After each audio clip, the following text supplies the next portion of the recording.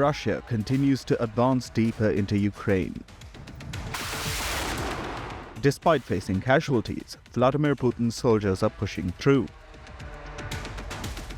capturing small settlements and villages one at a time. Ukrainian troops are putting up a fight, but Volodymyr Zelensky is asking for backup. He's asking NATO members for more weapons. Zelensky says he can defeat Putin. Neither side is willing to negotiate, but as Putin pushes further, NATO is bracing for impact. And amid the war, another storm is taking shape. Donald Trump has returned to power and has promised to end the war in Ukraine once and for all. I will have the disastrous war between Russia and Ukraine settled. It will be settled quickly. America has a new commander-in-chief. Donald Trump is the 47th President of America. His return to power is historical, and he has promised to end the war in Ukraine. Putin says he is ready to negotiate, but the Russian leader has some conditions, which includes Ukraine being denied entry into NATO. We assume that the dialogue will be built on an equal and mutually respectful basis, taking into account the significant role played by our countries on a number of key issues on world's agenda, including the strengthening of strategic stability and security. We are also open for dialogue with the new U.S. administration on the Ukrainian conflict. The most important thing here is to address the root causes of the crisis that we have spoken about many times. We also hear his statement about the need to do everything possible to prevent World War III. We certainly welcome this attitude and congratulate the President-elect of the United States of America on his assumption of office. As fierce fighting continues in eastern Ukraine, Russian troops are laying siege to cities like Sumy, Kharkiv, Dnipro and Zaporizhzhia. Despite getting constant weapons and military aid from the United States and European allies, Zelensky's forces are unable to push back against the Russian onslaught. Donald Trump's entry into the White House is being seen as a lifeline in Kyiv, but the Ukrainian soldiers on the front lines remain skeptical. He's a strong person. I wish President Trump and all of America success. Ukrainians are ready to work together with Americans to achieve peace, real peace.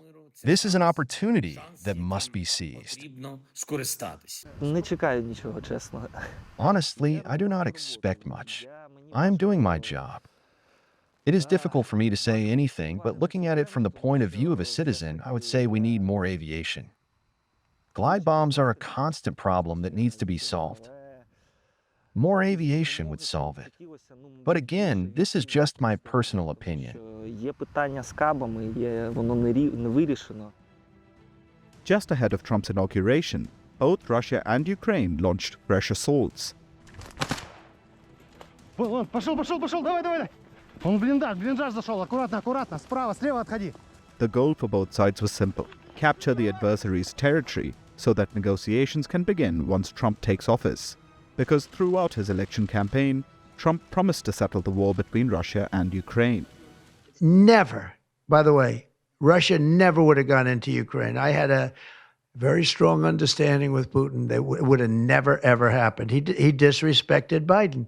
Very simple. He disrespects people. He's smart. He understands. He disrespected Biden. We're talking to Zelensky. We're going to be talking with President Putin very soon. And we'll see how it all happens.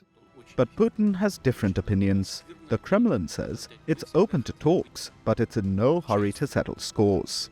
The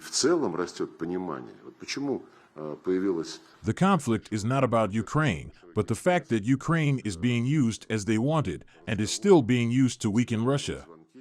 In the context of our place, Russia's place in the European security system, there are two aspects here. First, of course, the threats on the western side and on our western borders must be eliminated as one of the main primal causes of the conflict. They can probably be eliminated only in the context of some wider agreements. We are ready to discuss security guarantees for the same side, which is now called Ukraine, or a part of this country that has not yet determined itself in any way, unlike Crimea, Donbass, and southern Ukraine. Russia continues to blame NATO for the war in Ukraine, while NATO accuses Russia of igniting war in Europe. As the blame game continues, NATO is pushing its weapons closer to the borders with Russia. Just before Trump's inauguration in January, NATO started to deploy its frontline weapons closer to Russia. In December, Norway deployed its F-35 stealth fighter jets to Poland. Norway flew in its F-35 jets along with anti-aircraft systems and over 100 troops to a city in southeastern Poland, which is just about 70 kilometers away from Ukraine. The Norwegian F-35 jets were put to the test within weeks. In January itself, they were scrambled towards Ukrainian airspace after Russia launched over 1,000 cruise missiles and drones at Ukraine. Along with Norway, another Nordic nation has committed to sending troops close to Russia.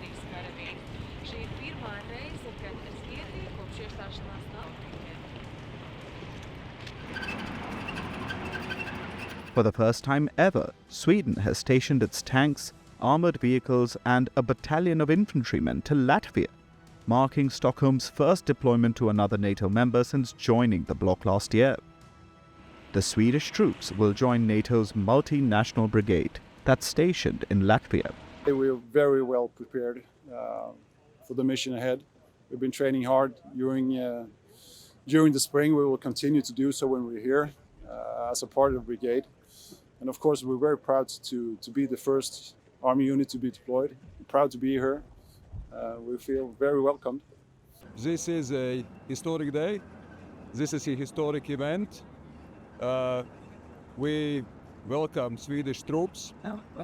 In these difficult, challenging times, it's important that we show the strength and unity, and this is certainly a sign of it. So the Swedish troop presence just contributes strongly to the NATO multinational brigade, and certainly we are very much welcoming and honored to cooperate closely with Sweden and also with other nations in multinational brigade. Poland too has increased its deployment towards the border with Belarus. Warsaw has accused Minsk of enabling Moscow's war. Poland says it has detected increased military activity across the fence in Belarus and is going to deploy troops to prepare for any adventurism. We are preparing for war in peacetime, hence, among other things, bulletproof vests.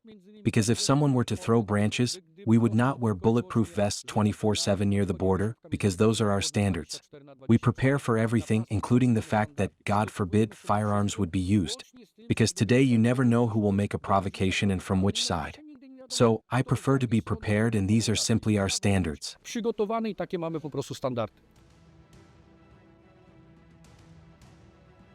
As NATO repositions its troops closer to Russia, Putin has begun reaching out to allies. Russia has requested Iran and North Korea for unconditional support. Kim Jong-un has agreed, and now Iran too has made its commitment. Iran's president, Masoud Pezeshkian, recently visited Moscow, where he met Putin. The two leaders agreed to increase their trade, economic and military relations. But the most awaited move happened right after Trump was sworn in. Putin dialed his no-limits friend Xi Jinping, and the two leaders had more than a few friendly exchanges. Dear President Xi Jinping, dear friend, I am sincerely glad to welcome you and have the opportunity to have a conversation at the beginning of the year, following the established good tradition.